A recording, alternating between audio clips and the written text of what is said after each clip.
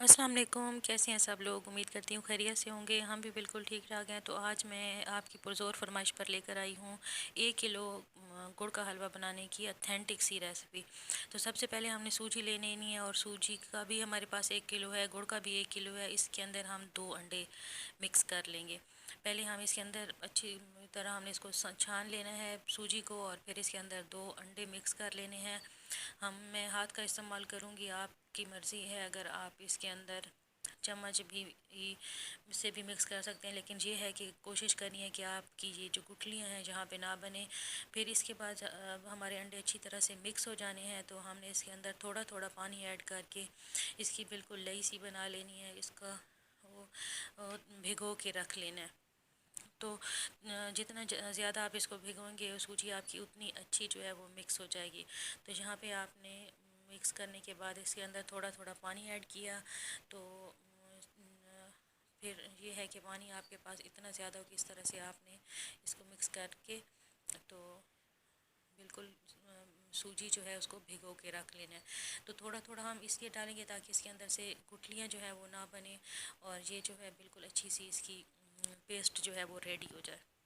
اس کو میں نے 2 سے 3 گھنٹے کے لیے بھگو کے رکھ لیا تھا۔ آپ اگر ارجنٹ بنانا چاہ رہے ہیں تو آپ 10 سے 15 منٹ کے لیے بھی کر سکتے ہیں، لیکن اچھے رزلٹ کے لیے آپ زیادہ دیر بھگوں گے۔ جہاں پہ میں نے کڑاہی میں گڑ ڈالا، اور گڑ کو میں نے سارا پانی کا 1 کپ لے کے اس کے اندر بھگو لیا، اور اچھی طرح اس کا بھی میں نے شربت سا بنا لیا۔ اب جہاں پہ میں ڈالنے لگی ہوں کوکنگ آئل جب میں اس کے اندر ڈالوں گی تو اس کے بعد میں اس کی پاتس بنا لوں گی، چاشنی بنا لوں گی، اور اس کے اندر سوجی کا جو پیسٹ بنایا تھا وہ ایڈ کرتے جائیں گے، اور اس طرح سے یہ ہمارا حلوہ جو ہے وہ ریڈی ہو اس شکل میں آئے گا۔ یہ ابھی ریڈی نہیں ہوا، جہاں یہ 50% آپ کے پاس ریڈی ہوا ہے، جہاں پہ اس حلوے کو بنانے کے لیے بہت زیادہ محنت لگتی ہے، بہت زیادہ ہلانا پڑتا ہے، تب آپ کے پاس یہ رزلٹ آتا ہے۔ شروع میں ایسے محسوس ہوتا ہے کہ یہ تو بالکل کوئی کام نہیں ہے، یہ تو بہت مشکل ہے، لیکن آہستہ آہستہ، اور شروع میں ہم نے آنچ جو ہے وہ بالکل تیز رکھنی ہے تاکہ ہمارے پاس جو ہے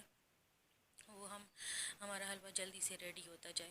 تو میں اس کی ہر سٹیپ جو آپ کو بتا رہی ہوں تاکہ جب آپ بنائیں تو آپ کو پتہ ہو کہ اس سٹیپ کے بعد میرا حلوہ جو ہے اس کا یہ کلر آ جائے گا یا ایسا ہو جائے گا۔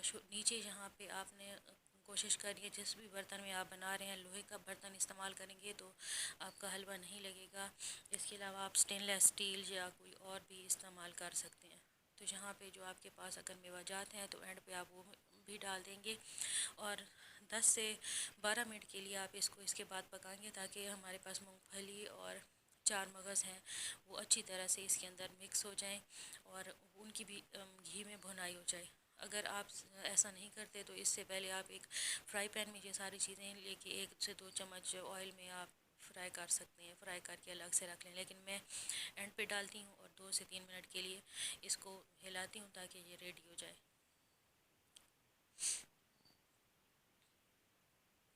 اس طرح سے آپ نے اس کی جو ہے اس کو بھنائی کرتے رہنا ہے، اور آخر میں آنچ جو ہے بالکل آپ نے ہلکی کر دینی ہے۔ جہاں پہ ہمارا مزیدار سا حلوہ جو ہے ریڈی ہو چکا ہے۔ 1 کلو حلوے کی یہ اتھینٹک ریسیپی ہے، آپ نے ٹرائی کرنی ہے اور بتانی ہے۔ میری ویڈیو کو لائک کر لیں، میرے چینل کو سبسکرائب کر لیں۔